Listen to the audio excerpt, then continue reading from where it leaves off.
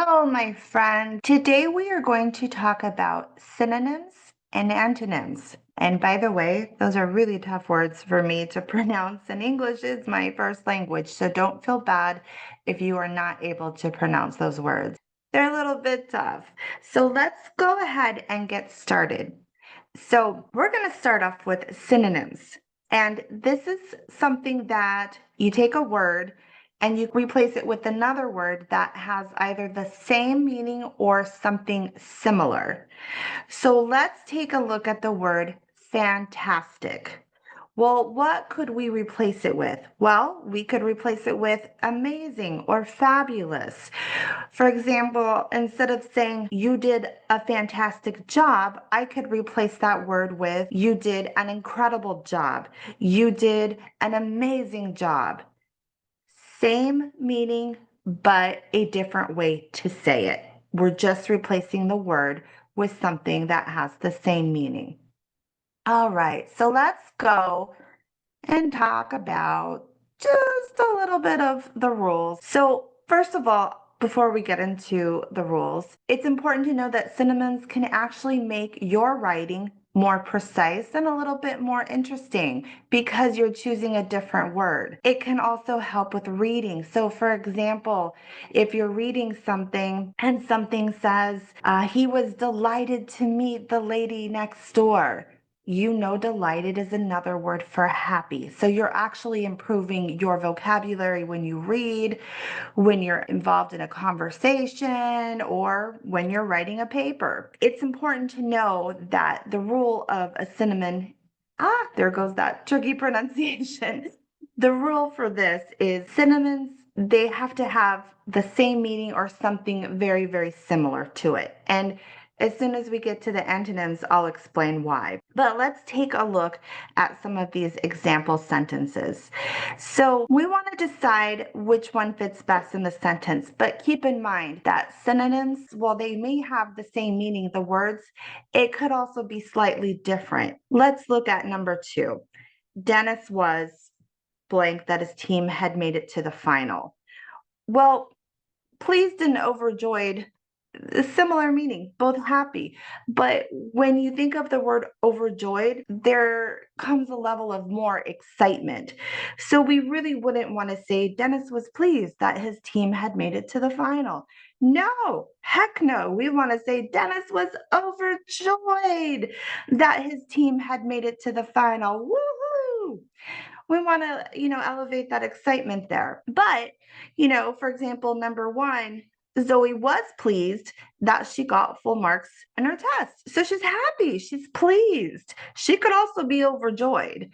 But do you kind of see the difference? Similar meaning, but not exactly always the exact meaning. So you want to kind of watch out for that and be careful. Okay, let's go over to antonyms. So we just talked about synonyms, either the same meaning or something similar. Well, the rule of the antonym is it's not going to be the same, and it's not going to be similar as well. It's actually going to be the opposite. So you never use anything the same or anything similar when it comes to discussing antonyms. So let's take a look at some examples. Fast, what is the opposite of fast? Well, it's slow. The opposite of hot is cold, and the opposite of light is dark. So anything is the opposite meaning is an antonym. So let's go ahead and take a couple more views here.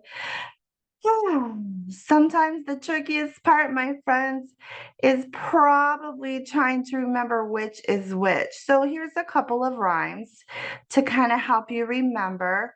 So for example, synonyms, almost the same. Come, let's play a matching game. Sing 2 words that mean the same.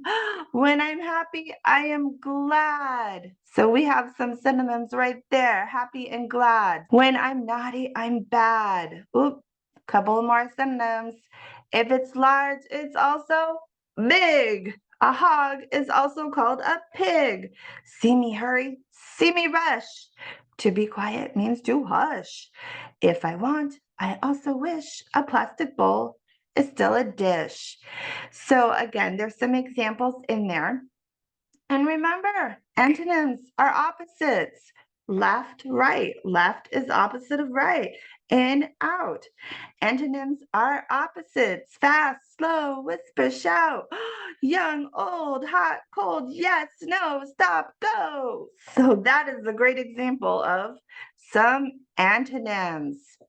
So I'm going to repeat myself because it helps you remember. Synonyms will always have either the same meaning or something similar. And you want to be careful on which synonym you use when you're discussing a paper, conversation, or whatever it is that you're doing. You know, we are overjoyed if we win the game. We probably wouldn't say we are pleased to win the game. So just something to watch out for. And always, always remember, antonyms are always the opposite. They do not have the same meaning. All right. So let's take a look at this. We're going to talk about the synonyms in the sentence. Justin did not enjoy his dining experience at the exclusive restaurant. His main course was disgusting and his dessert was revolting. So disgusting and revolting are circled because guess what? They are synonyms. They are not antonyms because they both pretty much mean the same thing. Disgusting and revolting, gross, nasty, ew, yucky. So Justin thought his main course was yucky, yucky, yucky. And of course, he didn't like his dessert either. So both the main course and his dessert were totally gross, disgusting, revolting, gross, nasty. All right. So here we go.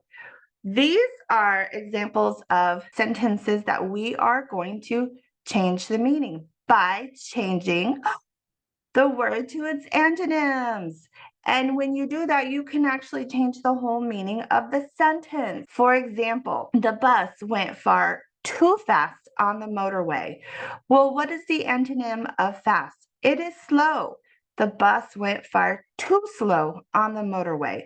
So we just changed the meaning of the sentence. We went from going too fast to too slow. So let's take a look at the last example. I need to decrease the amount of water I drink. So I need to drink less. Uh-oh, I'm super thirsty, so I don't want to decrease the amount of water I drink. I want to drink more. So what is the antonym of decrease? Well, it's increase. So I need to increase the amount of water I drink. So I now need to drink more. So I hope this was very helpful for you. And as always, feel free to reach out to me. Take care, my friends. See you next time.